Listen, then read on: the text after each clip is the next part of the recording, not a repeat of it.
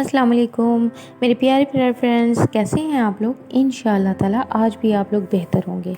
आज हमारी स्टोरी का टाइटल है बुराई का अंजाम। चलें फिर आए देखते हैं हमारी स्टोरी में आज क्या है सीखने के लिए।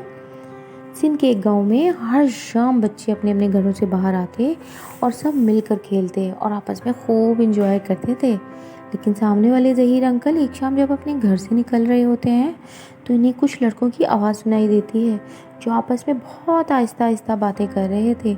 और इनमें से एक लड़का काशान बहुत आहिस्ता आहिस्ता सब बच्चों को कुछ समझाने की कोशिश कर रहा था और सारे बच्चे काशान की बात बहुत गौर से सुन रहे थे।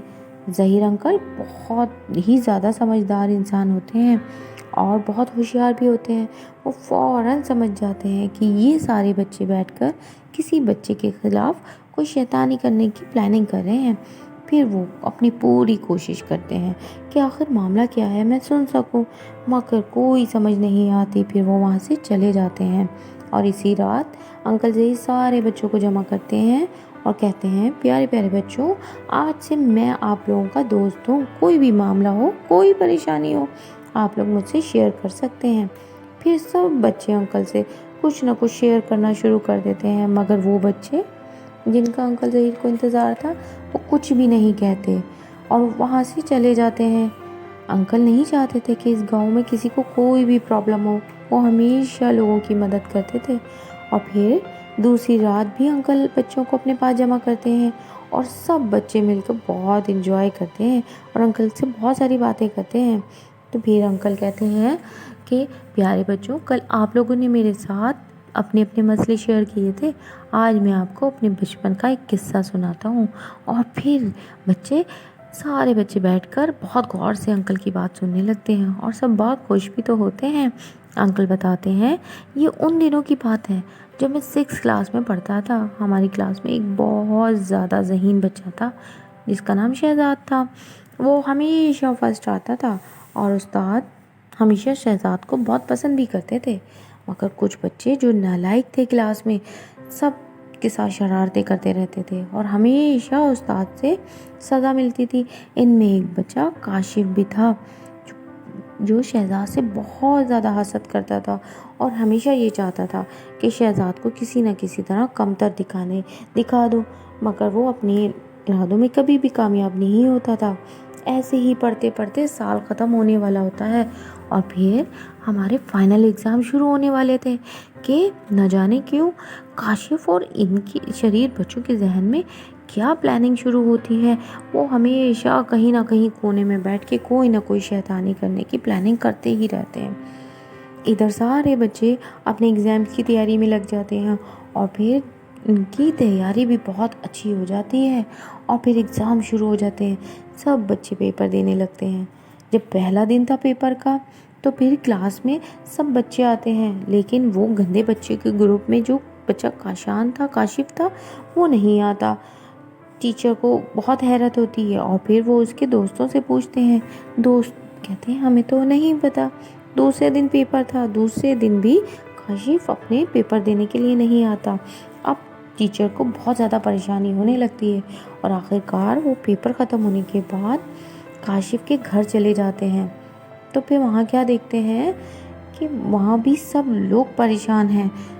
उनके मम्मी पापा भी परेशान हैं कि बच्चा 2 दिन से आखिर क्यों नहीं आया।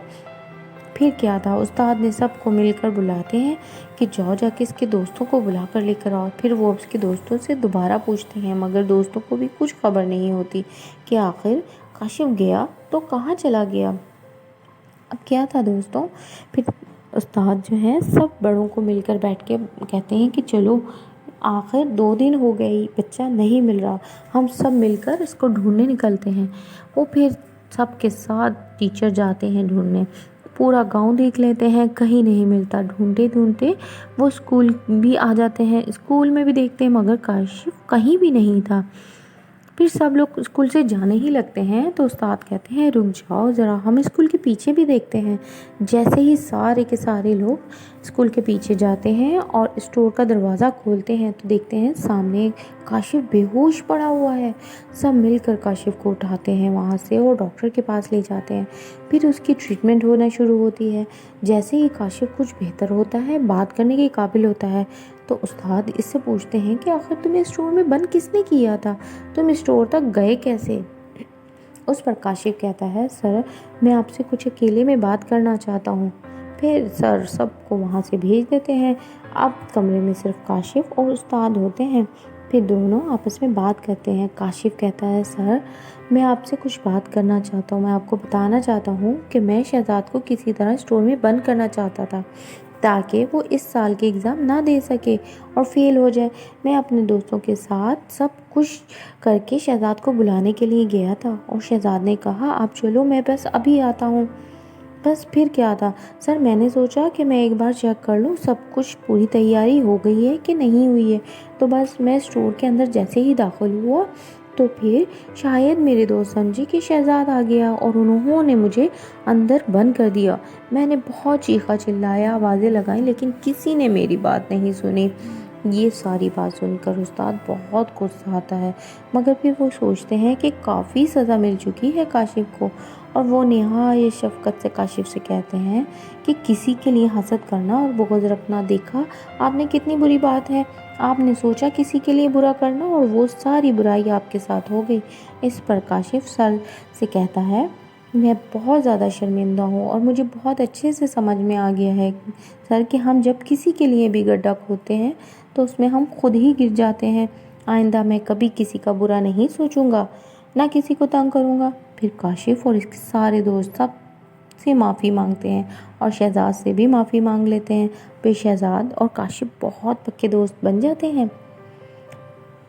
आपने देखा बच्चों, काशिफ ने चाहा कि शहजाद फेल हो जाए, मगर खुद अपने तमाम दोस्तों के साथ ना सिर्फ वो फेल हो गया बल्कि उन्हें तकलीफ़ भी उठाना पड़ी। अंकल फिर अपने सारे बच्चों को समझाते हैं कि आप लोग भी हमेशा सबके लिए अच्छा ही हमेशा सोचना, आप लोग भी कभी किसी के साथ बुरा नहीं करना।